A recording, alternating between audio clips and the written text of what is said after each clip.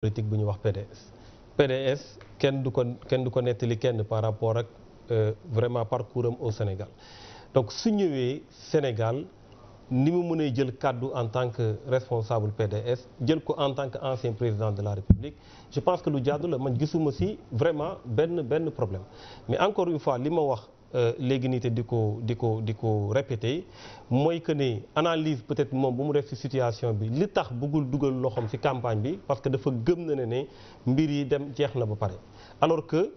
jàpp nañ ñun que ne président Macky Sall li mu xalaatoon mbirum parrainage ak lépp ba def ko tënk ko lu mu njortoon mooy tas opposition bi tey dafa regrouper opposition bi gis ngeen tey coalition bu mel ni coalition Idy 2019 nu mu boolee ay nit yu bëri yoo xamante ne taxaw nañ pour affronter le président Macky Sall. li ma si yokk rek mooy coalition Idy 2019 mu ngi woon si accueil bi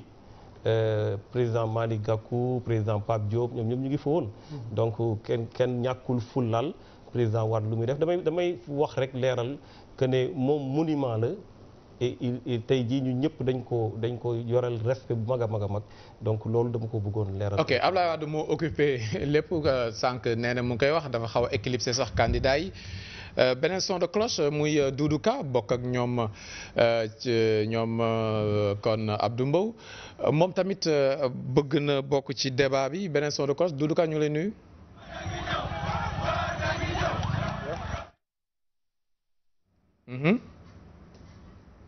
waaw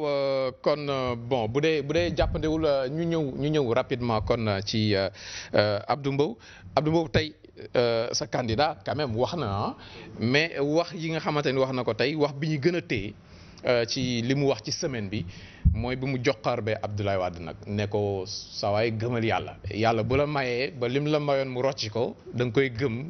nga doyloo loolu balaa ngaa ñaaw ci xare bi loolu la ko Macky Sall wax. waaw loolu mooy li ma wax léegi rek mooy dama ne Abdoulaye Wade. Pape Cheikh dafa mel ni ki nga nuyu woon. mu ngi lay tontu mu ngi toujours en duplex. mën nga continuer wax ak moom. ok kon ginnaaw loolu yow ban Abdoulaye Wade nga gis tey Doudou Ka. Pape Cheikh. waaw gis nañ kon ñëpp accueillir nañ ko et puis moom mooy actualité bi yow ban Abdoulaye Wade nga gis tey.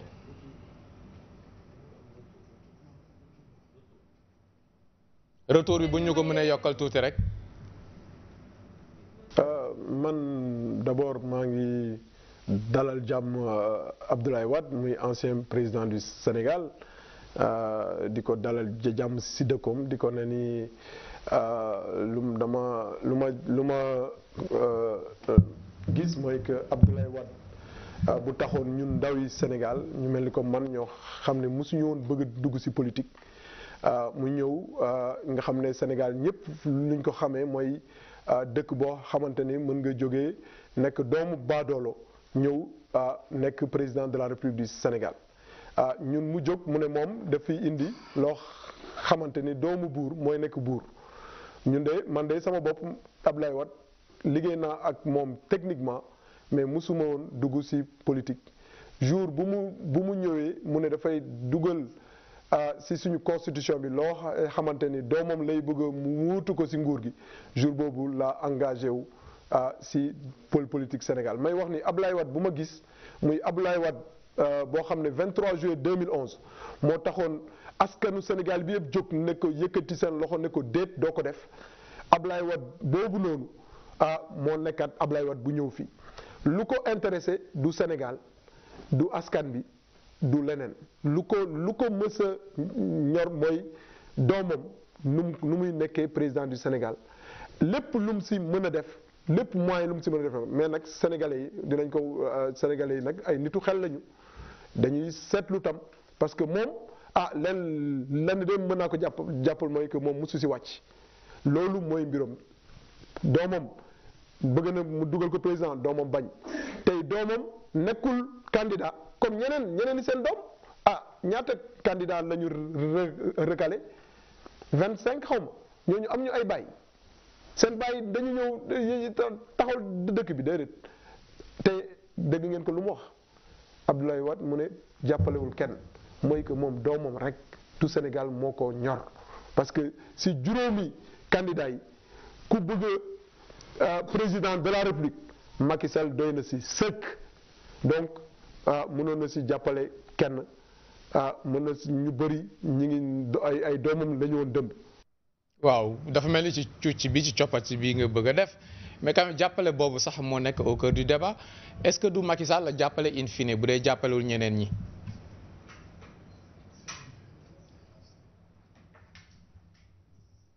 xam nga moom moo ne ni élection du am xam nga ku wax ni élection du am ba pare mu ne Macky Sall dafay gagné su waxee ni élection mënul am te mu ne élection bi su amee rek Macky Sall moom mooy gagné donc xam nga ni jàppalewul président Macky Sall. ku muy jàppale mooy Karim Wade amul jàppalewul PDS jàppalewul Sénégal jàppalewul keneen Karim Wade la fi ñëwee jàppale. waaw mais ci sa wax boo ne xam na ne Macky Sall mooy gagné am na ñoo xamante foofu la ñu sukkandiku ne moom Macky Sall ñoo àndoon fraudé 2007 moo tax mu xam ko dañoo xamante ñoom ñaar lan ngay tontu ci fraude boobu ñu wax. 2007 ay fraude la yow Pape Cheikh yow foo kan moo la wax ay fraude la woon 2007 Sénégal fii dafa am fraude fii Sénégal fii mënu fi am fraude. ñëpp xam nañ ko fichier électoral bu ñu doon laamu sow di coow seen candidats yi ñi ngi ko yor gis nañu fichier électoral bi nañ fa génnee benn fraude parce que dafa yomb trop ngay bëgg a nekk président de la République ngay tiim Sénégal yi di wax ay fraude te yaa ngi yor fichier bi nañu jël fichier boo xam ne candidats yi yor nañ ko nañ ko jox ñeneen yi ñu xool ban moo si nekk fraude lan moo si nekk fraude lan lañ si mën a fraude donc fraude amu fi. jërëjëf. kon ñu ngi koy jaajëfal pour yeggale ak avant ñoo tëj ak Abdou Mbow Thierno Bocoum waaw léegi ba moom nee na élection amul mënul am fraude. mais ça c'est très clair xam nga Pape Cheikh dañuy wax ay faits avant élection yi doon nga dégg candidat yi ñuy wax ñaari fichier ñetti fichier est-ce que dégg nga ba ñu commencé campagne ba léegi kenn wax ko ci kenn parce que am nañ fichier bi ñoom présentement. muy benn ñaareel bi mooy Sénégal fii képp kuy wax waxu fraude ci élection c'est parce que da nga yàpp sax Sénégalais yi parce que am na transparence boo xamante ni dans le processus électoral amul fenn foo xamante ne ni en Afrique di nga dégg ay rajo wala télévision yu joxe résultat avant une semaine Pape Cheikh amul fii bureau vote yi dañuy tëj. toutes les télévisions privées rajo yëpp internet yi nga gis ñuy joxe ay privé à 20h 21h nga gis ñu génne ay tendance génne ay chiffres pratiquement Sénégal laa gis en Afrique balaa ngaa tëdd pratiquement tu as tous les résultats. mais ki ko wax nag du n'importe qui Abdoulaye Wade tey moo ko wax. moom mi nga xam nekk na système bi xam nga man yaa ngi may bëgg a wax xam nga yaa ngi may bëgg a waxal Abdoulaye Wade nee naa la Abdoulaye Wade bokkul élection amul candidat jàppalewul kenn nee na élection du am. waa est-ce que kooku war nañoo jël ay waxam ci wàllu élection Sénégal ci comme argent comptant. déedéet Pape Cheikh parce que xam nga lu tax. wax naa la ko nee naa la ñun dafa am loo xamante ni tey ci loolu la ñuy dox parce que sànq maa ngi dégg sama xarit Thierno Bocoum naan Idrissa nga fa nangam ban nit nga gis ku nekk parti réew mi koo xamante ni am na responsabilité nekk aéroport amul. ok ñi fa nekk mooy. ay candidats yoo xamante ne nii. après ñu recalé la te amu ci kenn koo xamante ni jusqu'à présent. bu say pexe nangu woon Idrissa dina nekk candidat. donc après Aminata Dramé dina la jox ñetti minutes pour nga jaay ñu sa candidat Macky Sall. ñetti minutes yoo xam kenn du la dagg. yow tam Thierno Bocoum dina la jox lu nu mel mais pour chuter ak yow yéen a ngi ci logique gu présidentielle bi c'est clair. est-ce que tey ñëw Abdoulaye Wade ak lii lépp mënu leen distraire. parce que Macky Sall moom mu ngi ci terrain bi waaw mais loolu c'est clair ñu ngi ci terrain bi ñu ngi liggéey dama bëgg a préciser ne j'ai pas dit que waa Idrissa Seck mu ngi fa woon j'ai dit que waa coalition Idy 2019 ñu ngi fa woon Malick Gakou mu ngi fa woon président Pape Diouf et cetera li ma bëgg a wax ci loolu te ñu bëgg ko leeral très clairement mooy encore une fois le président Abdoulaye Wade li mu wax dañ ci ànd ak moom ci lu bëri ça on le dit encore une fois ñun ci suñu bopp teg nañu ay front de l'opposition pour ñu xeex pour que processus électoral mu doon un processus transparent donc tey li mu wax ne effectivement bëri na ay jalgati yu am ci processus électoral bi commencé déjà par le fait que ñu maintenir le ministre de l'intérieur te président Macky xaroon tànk tubayam pour que ministre de l'intérieur du organiser élection yu 2012 yi donc xam na li tax mu def ko. parce que loolu leer na da ngay toog rapidement rek temps bi jeex na. ci ñoom ñëpp dañu insister ne. Abdoulaye Wade amul espoir bu ngeen mën a am ci moom doomam moo ko ñor mën nga tontu ci loolu rapidement rek. après non man gëwuma loolu je pense que ne Abdoulaye Wade le président Abdoulaye Wade c'est un grand démocrate loolu laa gëm. diagnostic la teg jàpp na ne élection yi lemu na ba pare ñun ñu prouver na ko ne ko. am ngeen ci yaakaar élection yi fii ñu toll. nit ñi dajaloo nañu dajaloo boo xamante ne mun na basculer et incha allah dina basculer. donc li ñu koy laaj mooy mu dugal ci loxoom. non xameetuma Thierno parce que vraiment Thierno bi nekkoon réew mi ñëwaat nekk candidat tey mu toog fi naan Ablaye Wade nangam pour mu ñëw woote leen non Thierno xameetuma la. ok temps bi jeex na bi nga xamee ni président Abdoulaye ñu bari dañu jàpp ne bu ñu moytu choix am moo nar a def la différence ci élection ñoom comme ñoom li ñu yor ci ay nit bariwul. fi mu toll nii dañuy daagaan xam nga li ñu naan daagaan baat moo tax fi mu toll nii lu ñu waxoon Ablaye Wade dinañ ko weddi Ablaye Wade baax mooy mag mooy démocrate alors que ñoom wax nañ ko fi wax yoo xam ne am na coalition XXL la ñu wax de non déglu ma rek xam nga aussi coalition XXL dañuy xool fi mu toll nii boo seetloo man respecté naa ñi ànd ak Idrissa ñëpp mais boo xoolee dañ dem élection ñoom ñëpp ñoo àndoon 11 députés la ñu am moom mii nekkoon na ci liste bi nekkul député parce que ñoom ñëpp boo xoolee élection bu ñu demee ay 0,000 lañ dajale. xam nga aussi Thierno mu tontu 2 secondes dama leen a respecté bu baax. dama leen a respecté bu baax. temps de parole pour équilibrer Mayel Thierno mu tontu 5 secondes ñu tëj. Thierno man xàmmeetuma Thierno. très franchement. je pense que Abdoulaye Wade mu yàgg dañoo mus a am respect ci moom. Sénégal yëpp am nañu respect ci moom te loolu du tey la commencé. su dee ñoom dañoo jub. jàpp na ne et puis je pense que très sincèrement sama xarit Abdou dafa war a fàttaliku ne Macky Sall si boppam moo fi wax ne lu mu mënti nekk tey président Wade moo ko def. donc tey suñu taxawee ñoom non attends rek suñu taxawee ñoom waaw baal ma yëgale ok jërëjëf ok nee na c'est bon daaneel da ngay bàyyi ma daaneel donc da nga may bàyyi ma daaneel ñoom lu ñu mënti wax lu ñu mënti wax tey je pense que y a un respect quand même bu ñu war a am par rapport ak maître Wade. voilà d'accord léegi Abdou honorable voilà d'accord honorable ak Thierno Aminata Dramé. alors une petite pause.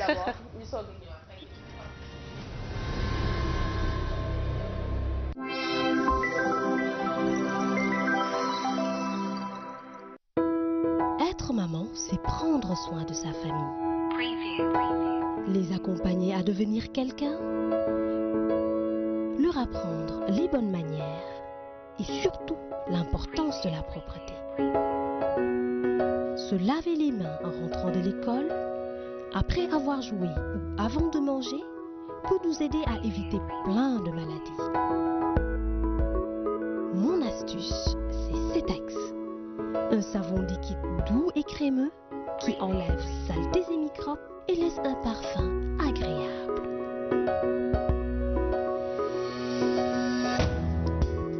Cetex, le geste sain. salaamaaleykum. maaleykum salaam sama jigéen gën naa la gis. maa ngi fi. naka sama jarbaat. moom laay ñëw jëndal sax couche Golden Star jaay ma benn paquet numéro 4. numéro 4.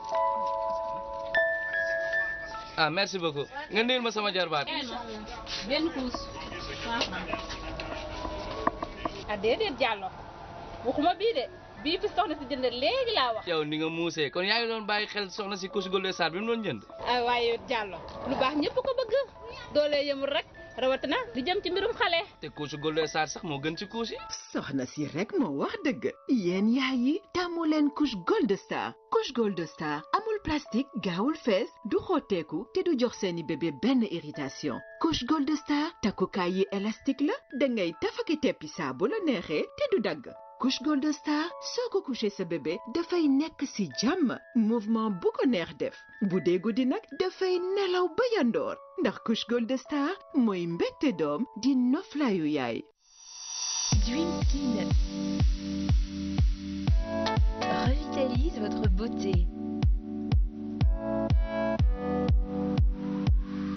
En plus d'une sensation de bien-être, votre teint est illuminé en 5 jours. Dream Skin, c'est 24 heures d'hydratation, à base d'huile de carotte, d'huile d'argan et bave d'escargot. Rendez votre peau plus éclatante et vivifiante. Avec Dream Skin, vous êtes dynamique et confiante. Dream Skin, faites de votre rêve une réalité. Uniparco Cosmétique, vivez votre beauté, exprimez votre différence.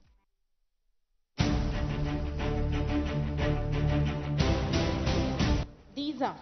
10 years au service de l'éducation, du leadership et de la promotion de la langue anglaise. Hello everyone, je suis très contente d'être ici en tant que marraine de la cérémonie des 10 ans de ILA et nous sommes contents. Pendant toutes ces années, des milliers d'étudiants, de lycéens à travers le Sénégal ont pu profiter de cette belle expérience enrichissante qui leur aura permis de savourer la langue anglaise. Aujourd'hui, nous vous invitons à être nombreux ce 9 février au King Fahd Palace pour répondre à l'invitation de Madiagne Touré, mon ami et frère qui me fait l'honneur de me désigner encore une fois marraine de cette belle aventure. Soyez nombreux à venir ce 9 février 2019 au King Fahd Palace Hotel pour célébrer les 10 ans de ELA. Congratulations Madiagne, congratulations ELA, well done, you guys did it.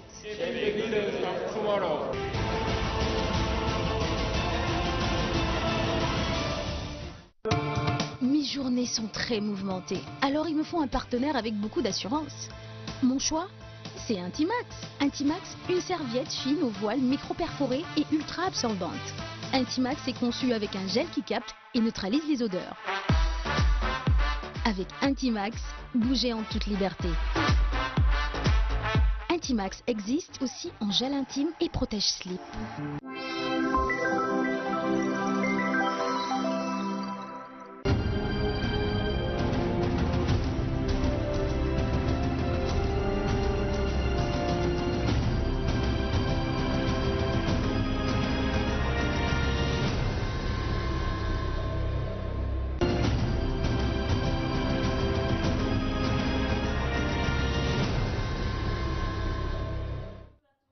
Temps de campagne, je rappelle que Pape Cheikh Sylla amoon na fi débat bu am solo ak kii di Abdou Mbow ak Thierno Bocoum. Là dañuy jox juste Aminata Dramé mu introduire 3 minutes pour convaincre. Aminata Dramé, le concept. ñu débat bi entre Pape Cheikh Sylla ak suñu ñaari invité mu nekk débat bu intéressant mais léegi dernière partie débat bi mooy rek invité bu nekk dañ lay jox 3 minutes pour nga wax ñu sa programme invité pour mën a convaincre les citoyens. On va commencer par Abdoul Mbow mi nga xamante ni moom moo fi teewal candidat Benno Bokk Yaakaar Macky Sall. Tu as 3 minutes pour convaincre citoyens yi. waaw jërëjëf man nag li nga xamante ni moom laay wax sénégalais yi mooy. Président Macky Sall tey jii nekk na candidat bi nga xam ne war nañ ko woteel parce que dañu jàpp ne te loolu mooy loo xam ne gis nañ ko sur le terrain am na un bilan secteur boo dem tey jii boo xoolee rek ci wàllu kaaraange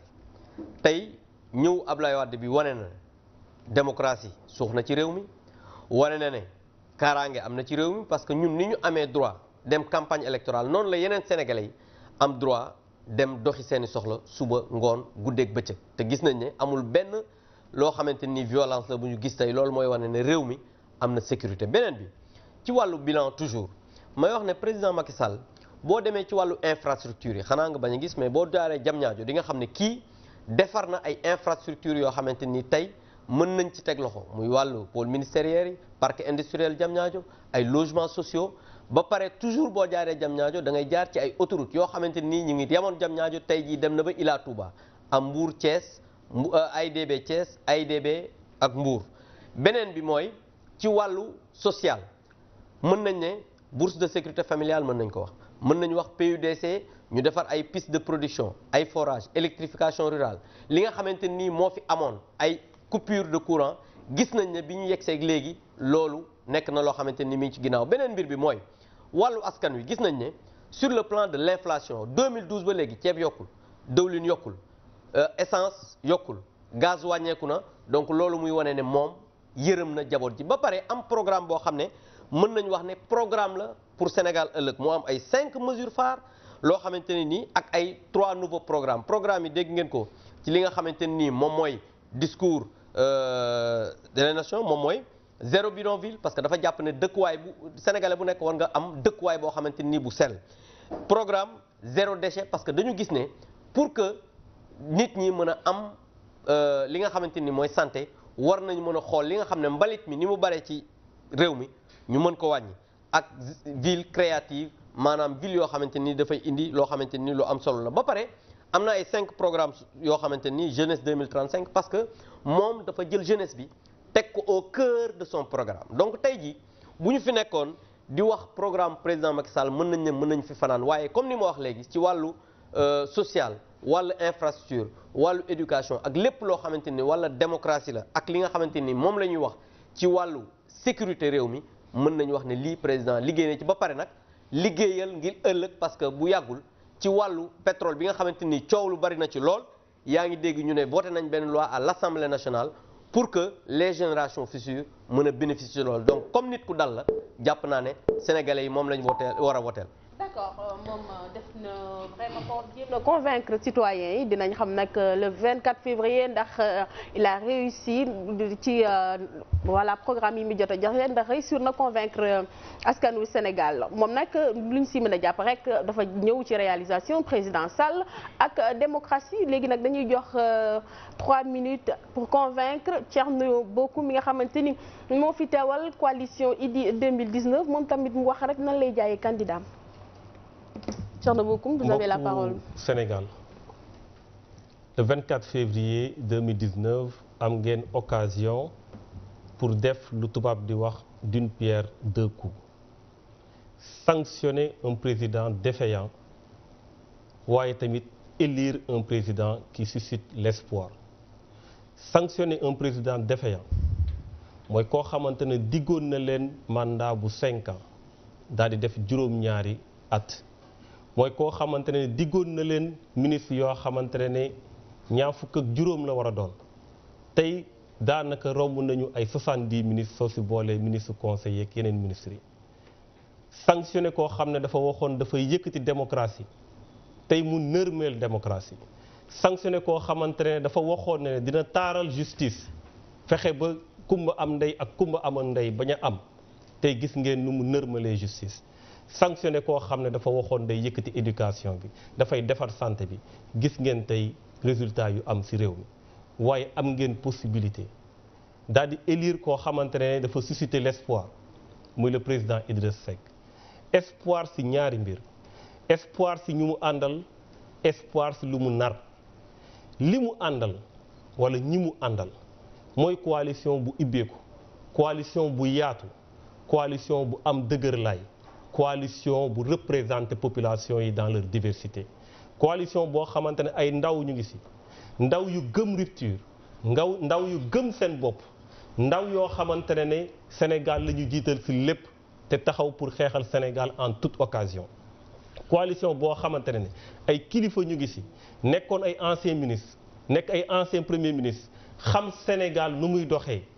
jaar def traversée du désert nekk ci opposition bi xam population yi yu ñu bëgg ak lu ñu nar fas yéene lépp lu ñu defoon muy erreur ñu rectifier ko ba mu mat sëkk ñu taxaw pour nag yor Sénégal beneen yorin bu wutee ak yorin buñ ko yoree léegi. waaye tamit di ngeen élire koo xamante ne dafa am programme koo xamante ne dafa am lu mu mbëbët pour Sénégal mu jëm tey ci gouvernance jàpp leen na président Idriss Seck su nekkee président dootul nekk ci chef de parti dootul régler ay querelle de parti jàpp leen na président Idriss Seck su nekkee président dootul dugal loxoom ci justice bi parce que day démissionner du nekk président au conseil supérieur de la magistrature jàpp leen na dina dooleel secteur économique bi dina dooleel suñu entreprise yi dina fexe ba liggéey am ci réew mi dina fexe ba ñoo xamante ne ñu ngi daan doole ci réew mi ñu daal di am possibilité pour mën ko def di ngeen fal président boo xamante dina lal taxawal sécurité ba sénégalais yi ñu nekk seen réew ci sécurité nekk ci bitim réew ci sécurité maa ngi leen di gërëm di leen sant jërëjëf. Thierno Bocoum aussi dégg nañu lu mu wax déjà moom fu mu njëkkee mooy ñu sanctionner président Sall il l'a également dit que ni président Idrissa Seck bu ñëwee ci réew mi dina changer lu bëre, dina promouvoir nu mu tuddee ci emploi également lépp loo xamante ni nit ñi ñu ngi koy wax ci justice bi et le fait que le président de la République mi présider le conseil supérieur de la magistrature dina fa jógee dootul nekk ci chef de parti. Donc en résumé en 3 minutes daal ne ñoom ku ci nekk daal jéem nga jaay sa candidat. ñoom ñaar ñëpp jéem nañ jaay seen candidat, ils ont très bien défendu leur candidat. En tout cas lépp dina leer comme ni nga ko waxee tout à l'heure au soir du 24 février. Ndiaye Dos fan lañ jëm. ñu ngi jëm zapping waaye laata ñu lay bàyyi nag nga wéy ci loole Mohamed Thiam xam ngeen ni mooy yëngu ak ñun ci Actunet di xibaar yi nga xamante ni ñoo bawoo ci internet bi Mohamed ñu ngi lay nuyu. Ndiaye Dos di nuyu Néné Aïcha di nuyu également suñu invité yi nga xam ne ñoom lañ dalal fii ak suñu analyse du jour Momar Seni Ndiaye di nuyu également Aminata Dramé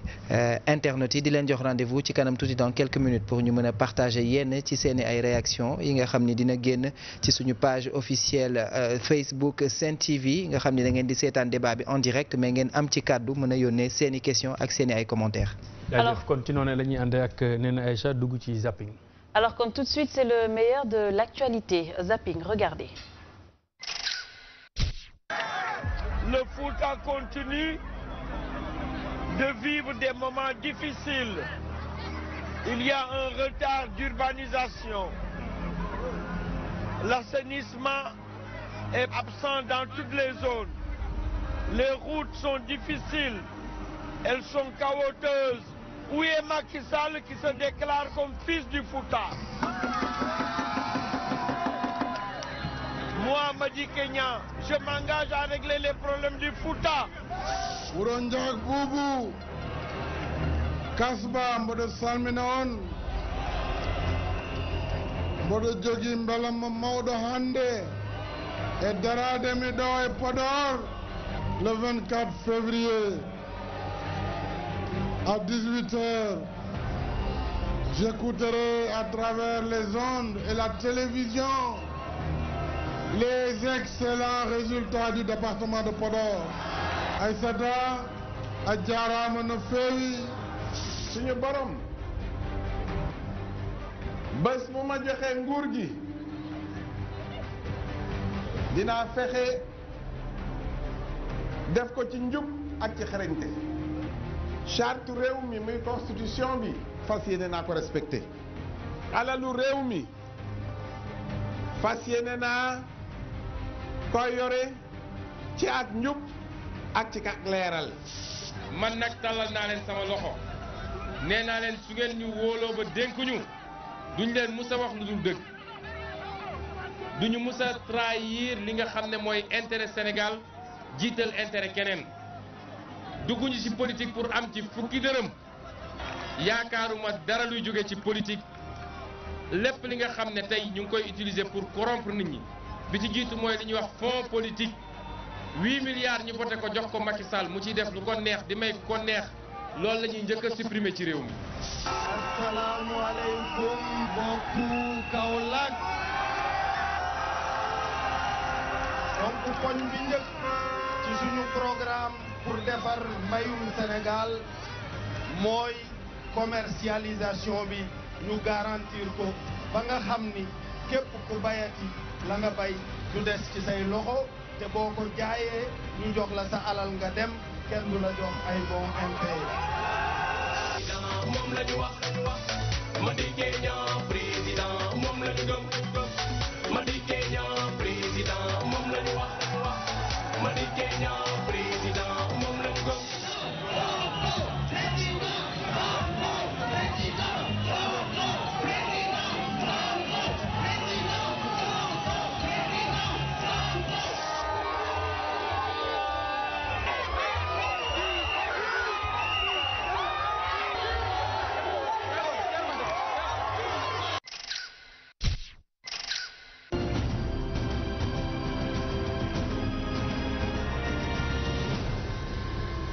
ko gisandoo mu doon zapping ñu gis les différents candidats kii di président Macky Sall moom nee na au soir du 24 février dina toog convenablement à 18h xaar les excellents résultats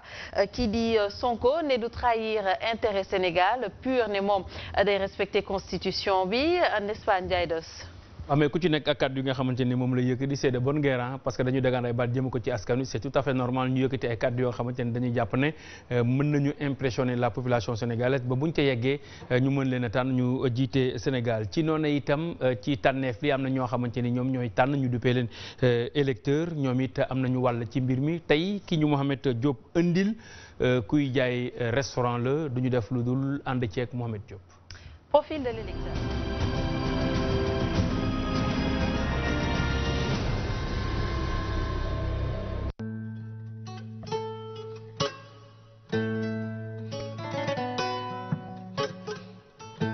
jërë ngeen jëf mbokku téléspectateurs yi nga xamante ni nii ñoo baaxoo di suivre seen première chaîne de télévision urbaine du Sénégal à Sen TV dal leen ak jàmm ci seen magazine kon temps de campagne nag ni ngeen ko xamee bés bu nekk saa ñu tollee fii dañ leen di jagleel seenuk rubrique kon profil d'électeur dañuy dem duggi découvrir ndoo ak yéen sunu profil d'électeur bu tey su ko defee ñu dikk ak moom nag ci laaj ak tontu yi ñu dem.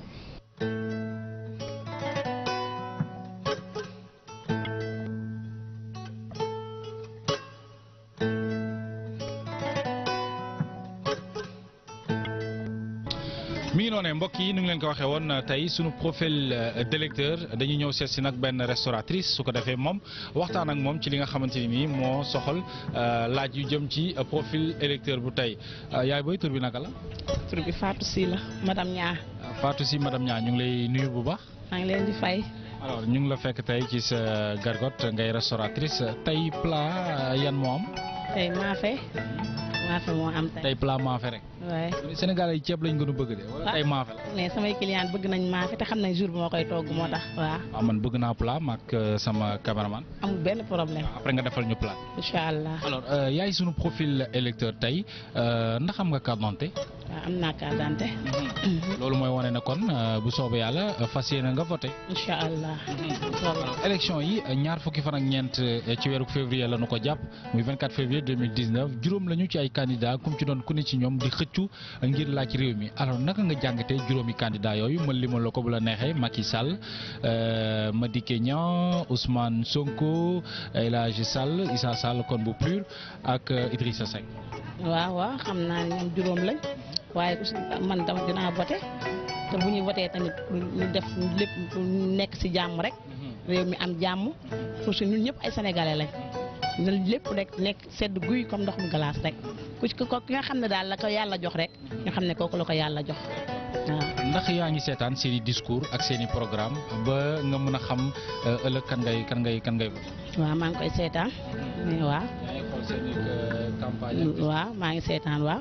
fii ak ñuy voté rek xam ne dinaa xam man ki may voté. tey jii nii loolu mooy laaj bi sax ndax xam naa doo ko wax waaye ndax boo wiitee di nga xam nag carrément diw laay voté bu ñu andi woon urne yi léegi nii ndax xam nga koy voté. incha allah xam naa ko kay. waaw jàpp nga ko bu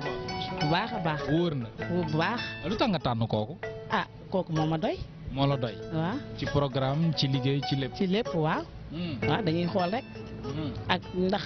dëkk bi. kii dina ko mën a yor wala du ko mën a yor boo xoolee ni kii war na ko mën a yor nga sànnil ko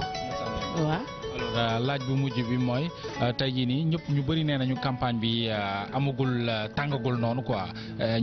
ñu bëri itam jàpp ne nii moo baax nañ ko def ci jàmm ak salaam naka nga ko jàng. waaw jàmm ak salaam rek moom la ñuy ñaan lii mu débuté nii na continuer noonu lépp rek sedd guy rek jàmm rek sama sa Sénégal jàmm rek ñun ci jàmm lañu xaj yal na yàlla def jàmm ci Sénégal yëpp. waaw ki ko yàlla teg sa loxo rek nga xam ne noonu la waaw. ñu ngi lay jaajëfal. waaw kay merci. jërëjëf. mbokk yi ñu di ko gërëm sunu profil d'électeur tey ci seen magazine temps de campagne jox leen di tey incha allah demain ak beneen profil d'électeur laata boobu ñu ngi leen di bàyyi ngeen wéy ak seen magazine temps de campagne ak sunu ay naataango jaa ngeen jëf.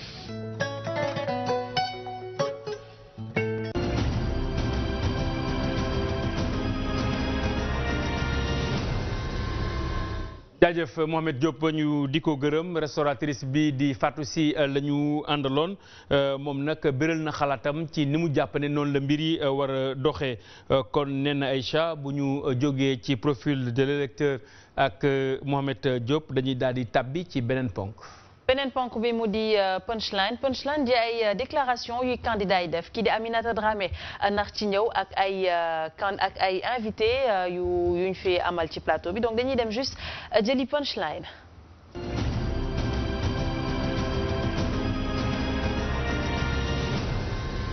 Je reviens avec toi Aminata Dramé. Néné merci beaucoup donc comme ni ñu koy defee rek saa su ne punchline dañuy ñëw ci déclaration yi nga xamante ni candidat yi def nañ ko wala sax mu am ay nit yoo xamante ni ñu ngi yëngatu ci campagne bi tey nag maître Abdoulaye Wade la ñuy démarrer comme tey c'est lui qui fait l'actualité. Première punchline bi on démarre avec le président Abdoulaye Wade bu fekkente ni rek élément bi yam nañ ñu seetaan ko. na ñëw ngir li nga wax keroog France élection bañ a am wala da nga ñëw ci diggante bi mën nañ xaar ci yow nga changer opinion jàppale benn candidat dama ñëw pour que Macky Sall dem. nanu bàyyi nu liggéey réew mi. alors président Abdoulaye Wade comme ni mu ko waxee rek mu nee na moom dafa ñëw pour pour que Macky Sall dem mais lu mu déclaré également ni du bokk élection donc question yu ñi di poser mooy koo xamante ni fas yéene woo bokk élection fas yéene woo soutenir kenn naka ngay def ba mën a daaneel candidat bu fi nekk moom moo xaw a jaaxal nit ñi donc Wade rek am na loo xamante ni aussi seetlu nañ ko ci communication parce que président Wade parfois day wax nii ñu dem gisee ko nii c'est un tacticien la parfois day wax pour manipuler donc xam naa fii ba le 24 février dinañ ci am lu ñu leer wala 2 jours avant parce que lu mu leer askan wi Wade dina prononcé te dinañ xam fu mu féete Alaaji Ndiaye Dos yow lan muy sa xalaat ci kàddu président Abdoulaye Wade yi léegi. waaw mais xalaat bi nga xamante ni ñëpp moom lañ ci am rek parce que président Abdoulaye Wade koo xamante ni dañ ko war a wekk la koo xamante ni dañ ko war a naw la kàddu yu mu yëkkati. yàgg naa ko wax dañuy xool li nga xamante ni moo mën a jëmal réew mi kanam ñu jël kaddu yooyu jëfandikoo ko leneen li ci des ñu daal di koy teg fële parce que kaddu gu doomu aadama mën a yëkkati am na loo xamante ni am nañ ci njariñ ñu mën ko jëfandikoo waaye am na leneen loo nga xamante ni itam njariñ la taxu kaa bari li ma ci jaaxal nag mooy bokkuloo ci ay élection amuloo ko jàppale stratégie ban nga war a mën a tëral ba ki nga bëgg mu dem je pense que ni man foofu lay xaar président Abdoulaye Wade mu wax ma stratégie wala mu wax ñu stratégie bi nga xamante ni mooy yoon wi mu war a mën a tëral ba nga xamante ni président Macky Sall au soir du 24 février dinañu mën a abal ak itam bu ñu président Macky Sall abalee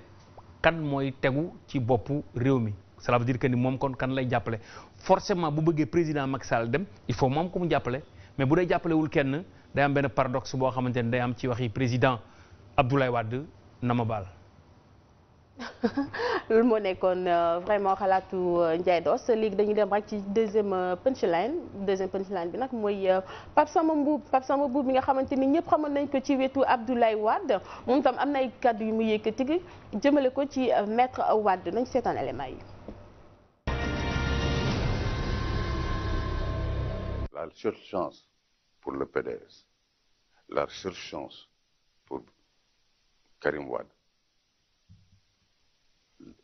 c'est que le PDS doit soutenir le candidat Macky Sall. C'est le moindre mal, il n'y a pas de risque. Macky n'a plus de mandat devant lui. Karim peut revenir. Alors avec les autres, on ne sait jamais. kooku moo nekkoon Pape Samba Mboup bi nga xamante ni ñëpp xamoon nañ ko ci wetu président Abdoulaye Wade mu yëkkati ay kaddu ne Abdoulaye Wade Macky Sall la war a jàppale donc ñëpp xalaat ni ki moom lu muy wax ndax Abdoulaye Wade xalaatu ko ci suuf parce que boo xoolee ñëpp jàpp nañ ni Macky Sall amul beneen mandat bu nekk ci kanamam bu defee 2 mandats yi ñu jàpp ni ki day dem du fi toog donc loolu moo bénéfique pour Karim Wade mu mën a ñëw te au contraire bi mooy que ni beneen président bu fi toogee kooku dina laajaat beneen mandat te yeneen mandat yi nu muy gën a ñëwee président yi ni ñuy gën a toogee candidature Karim Wade wala sax mu jiite réew bi muy gën a sori ndax bokk nga xalaat ak Pape Samba Mboup Abdoulaye Mbow. waaw man li may wax rek mooy xam nga toujours ci affaire Wade parce que Wade wax na ne dafa ñëw pour Macky Sall dem. Pape Samba Mboup ci Pape Samba Mboup lañ la waaw Pape Samba Mboup ci Abdoulaye Wade la wax Abdoulaye Wade dafa wax ne. moom dafa bëgg Macky Sall mu dem te moom day fàtte ne Macky Sall moo ko fi jëlee te sénégalais yi ñoo choisir damay encore une fois di Wade tey dafa am déception parce que jàppoon na ne bu ñëwee Sénégal comme moom ñoom li ñu tàmm di gis violence day am ay doom yu faatu am ay nit ñu gaañu loolu moo amul tey moo tax tey jii boo seetloo sax ci déclaration yi mu doon def da ngay xam ne dafa am déception. maintenant ñun ñi ñu bëgg ñu jàppale Macky Sall comme li Pape Sambou wax sànq mooy sénégalais yi ak sénégalais yi parce que dañu jàpp ne Macky Sall liggéey na Sénégal loo xam ne sénégalais yi war nañ ko mën a jàppale. liggéey na Sénégal loo xamante ni sénégalais yi war nañ mën a xam ne moom mi war na yoraat réew mi parce que moom am na dal nit la koo xam ne nitu jàmm la te nit la koo xamante ni jàmm rek lay wax waxul benn musiba képp koo xamante ni nag yaa ngi fexe wala ngay xalaat musiba am ci réew mi jàpp naa ne ñun amuñu dara loo xamante ni dinañ ko wax ci li ngay wax dëgg yàlla wekk yi nga xamante ni Ndiaye Diouf su wax na ko sànq wekk googu lañ ko wekk moo tax dañu bëgg wax dëgg yàlla yi nga xam ne ci la bëgg a dugal Sénégal mu bàyyi ko te xam ne sénégalais yi dem nañ ci benn cap boo xam ne dootuñu ko weesu maanaam ñam nañ élection libre transparente ak démocratique. d'accord loolu rek mu nekkoon intervention Abdou Mbow teewal fii Benno Bokk Yaakaar léegi dañuy dem rek ci troisième punchline bi mooy le président sortant Macky Sall président Macky Sall nag yëkkati na ay kaddu yoo xamante ni jëmale na ko ci Abdou Diouf mais nag ci kaddu yooyu am na luñ ci sous-entendre nañu seetaan éléments yi. Abdou Diouf est un homme d'État et je me plais ici à Louga de saluer sa dimension exceptionnelle d'homme d'État, sa pondérance, sa tempérance et surtout sa générosité. moom xam na ne yàlla mooy maye yàlla nag bu la maye ba mu jeex da nga koy xam soo ko defu rek da nga ñaaw ci xare bi te nag li yàlla dogal doo ci mën dara. président Sall président sortant nee na nag lu yàlla dogal kenn mënu ci dara Thierno Bocoum ñu bëri jàpp nañ ni daal fu muy waxee ni kii nit ki vraiment bu lu yàlla def da nga ko war a nangu dañuy jàpp ni que vraiment Abdoulaye Wade la visé lan mooy sa xalaat ci kàddu yooyu. non dégguma mu leeral ko ne ko leeral rek loolu moom du ma xam géntam moom mais li ma bëgg a wax si loolu rek mooy que ne tey président Macky Sall jàpp nañ ne wax na fi loo xamante ne lu raw lu fi président Wade wax xam nga damay jàpp ne ñoom amuñu leçon vraiment bu ñuy jox président Wade sax dama wax ne démocrate la tout simplement parce que ba président Macky Sall ñëwee la ñu gën a xam ne démocrate la yu bëri yu mu ko doon autorisé président Macky Sall ba mu ñëwee daf ko dindi mais bu leen fàttale ne moom si boppam waxoon na fi ne Wade su bàyyi kon di def lu muy def on va le dégager du palais loolu waxoon na ko fii bu leen fàttale ne demoon na di voter sans carte nationale d'identité daal di def forcing donc ñoom amuñu leçon vraiment bu ñuy joxe par rapport à ça li ma gëm nag pour jeexal si loolu lu président wax ne dafa ñëw pour Macky Sall dem dama gëm na ne tey meilleur moyen pour Macky Sall dem mooy ñu renforcer la coalition Idy 2019 man loolu laa gëm parce que tey ñi xam président Wade xam fan la jëm te li ma gëm laa wax jiitu nañ ko si parce que tous les jours ay membres PDS di ñëw Idy 2019 di jàpp si combat bi donc gëm nañ ne foofu la ñuy mujjee parce que suñu dajaloo ñu ñëpp rek moom dina fi jógee te Sénégal dina doxalee beneen manière. mu nekkoon Thierno Bocoum moom koñ seetlu lañ bu mu toggee ci plateau boobu ba léegi mooy rek Wade ñëw rek soutenir leen kon xam naa ma dina la wuyu dañuy dem rek ci punchline bu mujj bi mooy Ousmane Sonko moom tam def na déclaration ba am solo nañu seetaan élément avec la complicité de la régie. jaare nañu Ousmane Sonko fu ne mënuñoo fexe ba am fuñ ko jaare wër nañu lu ne mënuñoo fexe ba am lu ñu teg ci table bi sos nañoo sos ba waaye lu ñu sos 8 heures balaa midi Sénégal yëpp xam ni dara du ci dëgg. léegi nag léeg-léeg nga gis politicien bu taxaw naan Ousmane Sonko ci lii la bokk wala lël la bokk wala dafa contre di tarixa yi wala dafa contre mag ñi moo wax leen fii tey ni kooku di wax loolu waat naa ci yàlla ni buñ ko tegoon teg ma laaj Cheikh Ahmad Bamba kan moo ci sa taalibe mu ne Ousmane Sonko mi mooy sama taalibe. Aminata Dramé alors Ousmane Sonko moo nekkoon ce punchline bu mujj alors dañuy accueillir juste kii di Mohamed Thiam pour réseaux sociaux n'est-ce pas Mamadou Ndiaye Dos. mooy xibaar yi nga xamante ne day tukkee ci internet bi te moom mu xarañ ci lool di ci gëstu ay mbir yoo xamante ne yu dégg dayo la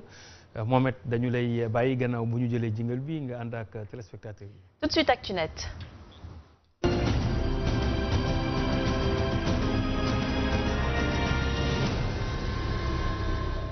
Alors Mouhamed Thiam lan nga ñu indil tey. alors Actunet rubrique comme ni ngeen ko tam dundee ak ñun depuis bi ñu démarré temps de campagne rubrique bi leen di andil li gën a fës ci campagne électorale bi mais nekk ci réseaux sociaux yi ci site d'information yi et cetera ñoom internautes yi du ñu may dara les 5 candidats dañuy apprécier li nga xam ne moom la ñuy def waaye des fois ñu ŋàññi ko bi yoon appréciation le premier bi mi ngi nekk benn geste bu émouvant boo xam ni internautes yu bëri apprécier nañ ko de la part du candidat sortant Macky Sall mi ngi nekkoon foofu ci guddi mu daal di tase ak kenn koo xam ni ami d'enfance en tout cas connaissance am bu yàgg la woon mu daal di saafonte ak moom mu nekk ay images yoo xam ni touché na bu baax internautes yi avec la complicité de la régie ñu mën a xool élément bi dellu si waat si plateau bi. hade gongolngol yaade to président on mbaɗa feere ɓalloɗon ononne kadi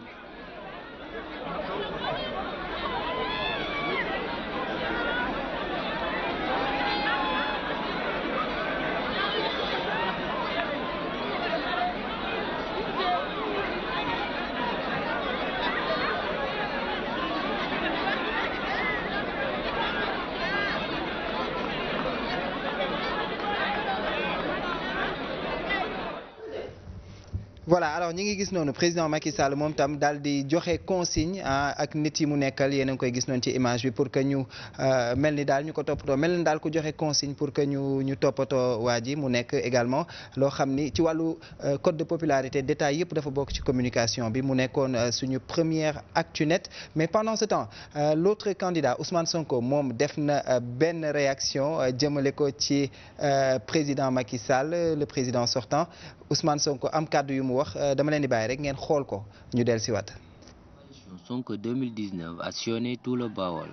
Après avoir parcouru toutes les artères de la région de Diourbel, la caravane du candidat Ousmane Sonko s'est rendue à Nindi. Dans cette localité, Sonko a indiqué aux populations l'urgence d'agir pour changer le système de gouvernance actuellement en place.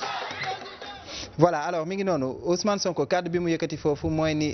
comme que ci wàllu làmb la ñuy wax ay bëre daan ak combine bëre moom nee na président Macky Sall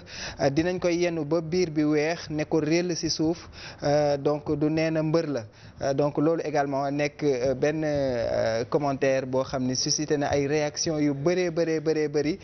de la part des internautes parce que ñoom noonu la dañuy boole l'utile à l'agréable mu nekkoon suñu deuxième actualité pendant ce temps Moustapha Cissé Lo beneen général noonu lañ koy tuddee ñoom internautes yi beneen généralu Macky Sall moom wax na jëmale ci Ousmane Sonko comme pour dire que échange yu compliqué la entre ñoom ñooñu mu doon waxtaan ak benn garde du corps am consigne bu mu ko jox ñu seetaan élément bi. salaamaaleykum. maaleykum salaam Babacar nga may ma mu nuyu bokk Sénégal yëpp mais tàmbalee ko ci sunu xarit sunu PDG le ministre Youssou Ndour Alassane Samba Diop ak groupe bi yëpp di leen sant di leen gërëm. voilà alors Moustapha Cissé Lo bu ñu xuusee ba ci kanam tuuti ci biir waxtaan bi yaa ngi dégg muy joxe benn consigne koo leen fi dégg muy waxu Ousmane Sonko rek jàpp leen ko am leneen lu mu ci teg loo xam ni internautes yi partagé nañ ko vidéo bi mi ngi doy na waar daal côté boobu dañ ko censuré dégg naa fa benn bip benn teint donc internautes yi partagé nañ ko bu baax ci YouTube ak un peu partout à travers les sites d'information et dernièrement keneen koo xam ni yéen a yàbbi jëmale ci ay nit Mame Gor Diazaka moom tànn na ñaari candidat wu opposition bi daal di leen sànni xeer Mame Gor Diazaka daanaka moom fësal na fi mu féetee wax na ci Mamadou Diop Decroix nga xam ni barki Dembo Ndiaye dem na fekk ji ki nga xam ni mooy Idrissa Seck waaye wax na également ci beneen candidat boo xam ni mooy wax na ci Mamadou Diop Decroix wax ci Idrissa Seck nee na Idrissa Seck dafa bàyyi ba am 57 ans moom muy soog a changer tarixa loolu mooy xeer bu mag a mag bi nga xam ni Mame Goor Diazaka sànni na ko jëm ci Mamadou Diop Decroix mu ne kooku moom sax loolu sax may wax ay waxam parce que dara mosu ko def pour Sénégal maye deret sax mosu kaa def mu nekk propos entre guillemets boo xam ni créé na également ay réactions yu bëri de la part des internautes yooyu justement Néné Aïcha ñun ñoo leen promettroon ni ci contribution dinañ partager via suñu page officielle Sen TV si Facebook bi dinañ partager yenn ci seeni ay contribution am kenn koo xam ni nee na ñun internautes yi moom mi ngi tudd Mbacke Bëgg Bamba Diop nee na ñun internautes yi dañuy boycotter élection yi parce que kenn boolewuñu ci programme yi kenn waxul dafay def ci connexion bi mu gratuit wàññi ko ba mu yomb wàllu fracture numérique n'est-ce pas président Abdou Mbow ak Thierno Bocoum fracture numérique fexe citoyens yi di jot également ci façon bu mu gën a yombee ci internet interpellé na leen ci loolu beneen réaction boo xam ni am na solo kii di Mor Ibn Malick Gueye moom nee na témoignage yu maître Wade ci Ousmane Sonko mooy bi mu naan Sonko sénégalais bu baax la bu pertinent la moom jàpp na ni loolu junj la bu président Wade joxe donc moom ni mu ko jàngatee mooy ni est-ce que nekkul ni Wade dafa nekk di annoncer indirectement benn soutien vers le candidat Ousmane Sonko donc ñaari contribution yooyu Néné Aïcha moom la internet yi joxe ñi nga xam ne ñu ngi seetaan chaque jour temps de campagne via notre page officielle Facebook. Mohamed Thiam ñu ngi lay remercier di la xaar suba ak yeneen fait yu xew ci réseaux sociaux yi. tout à fait on se dit à demain. Inch'Allah. Très bien alors Mamadou Diados dañuy dem ak mode d'emploi mu di question ñu si nar a ànd ak Aminata Dramé mu di question boo xamante ne benn ci citoyen lambda jagleel na ko benn analyste mu nar ko tontu faram-fàcce ko donc tout de suite mode d'emploi.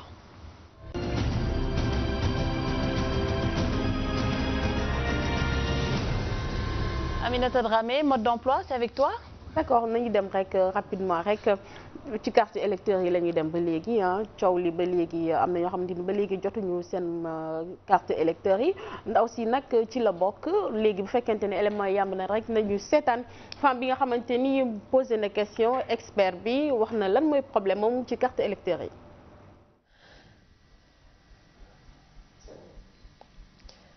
salaamaaleykum maa ngi tudd Daaro Abdoulaye Mbaye dëkk Sacré-Cœur ci jamonoy législative 2017 yi dama bindu woon ci liste électorale yi mais ba tey jotuguma sama carte fi ma toll nii maa ngi ak sama récépissé léegi nan laay def pour jot ci sama carte. voilà question baa ngi noonu moom nag depuis 2017 dafa bindu inscrire na mu ngi jot récépissé am waaye ba léegi jotul kartam réponse bi mu ngi ak suñu expert du jour Moundiaye Cissé wax na ko nan la war a def ba mën a jot ci kartam avant élection présidentielle yi. jamono yi may wax ak yow ñi nga xamante ne dañoo inscrire woon ci refonte wu 2017 maanaam jamono yi ñuy wàcc élection législative yi yore seen récépissé te gisaguñu seen carte électeur ñooñu am na ndogal bu génne ngir ñu dem ci commissariat yi nga xam ne mooy chef lieu de région ak yenn commissariat ci Dakar yóbbaale seen récépissé bu ñu demee avec récépissé boobu dañ leen defal ci diir bu gàtt maanaam ci ñetti fan 72 heures dañ leen defal ay carte électeur yu ñu yeesal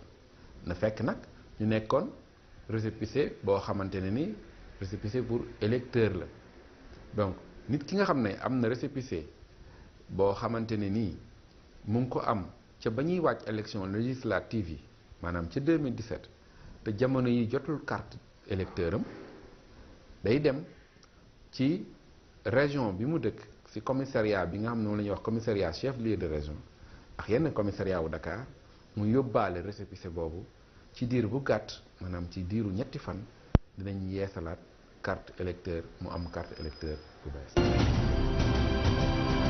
voilà li moo nekkoon seen rubrique mode d'emploi je pense que tontu bi leeroon na Aminata Dramé ñu ngi lay jaajëfal on se retrouve demain comme tous les jours à demain inchallah alors Mamadou Ndiaye Dos ñu dem fan.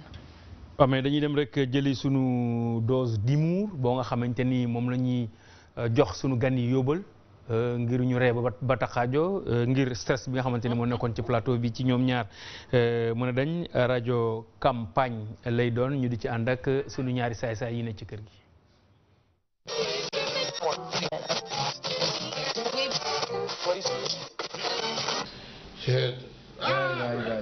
man de moom. maa ne ngeen ni dama ca dem man boos. Ablaye Wade de. ñëw dama ci dem man de daw ma ca vraiment yooyu noonu man yooyu mbooloo ak yooyu coow. non Ablaye Wade ni mu fële moo garaaw. dama ko fekkee de man mu fële baax loolu mënut a ñàkk Ablaye Wade rek. Ablaye Wade moo am bës. Ablaye Wade moom du ñëw fii Sénégal ku ne xam ne man te yoon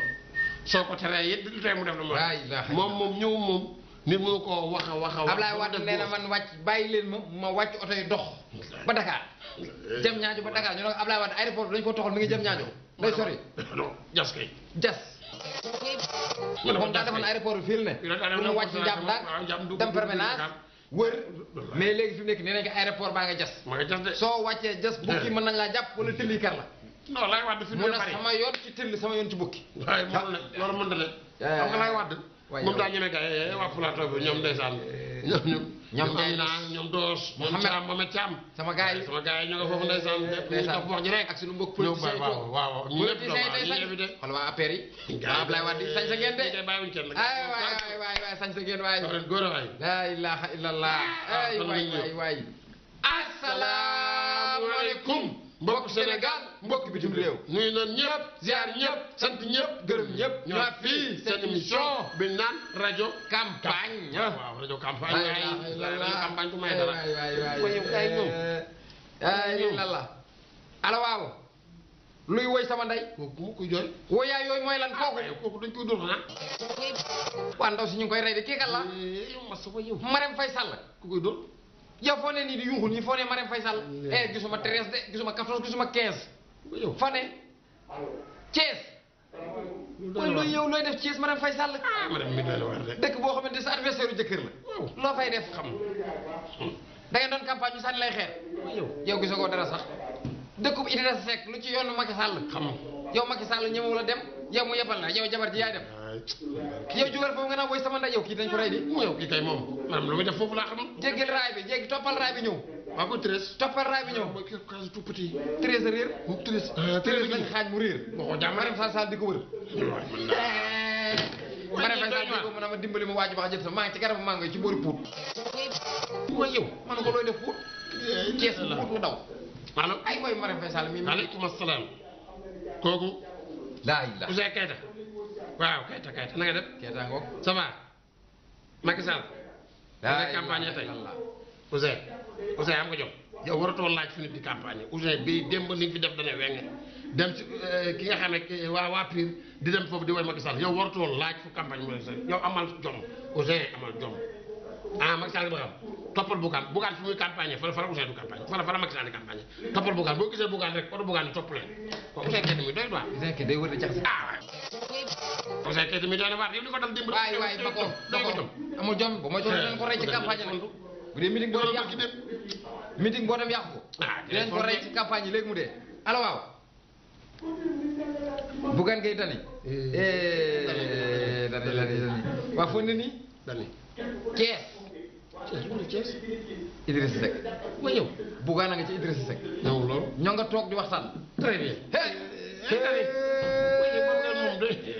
man yàlla boobu du ko xëppal carte gi doy na waar de ma du ànd ak moom moom loolu lay def di Bougane rek waaw Bougane nga ne loolu kay waxatuñ ko yow xanaa déggoo leer na mu ne doono dal na ko déedéet kay dal na Idrissa Seck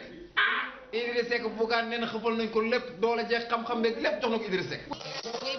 ba yow loolu moom neex na di laa ilaha illallah attention réew mi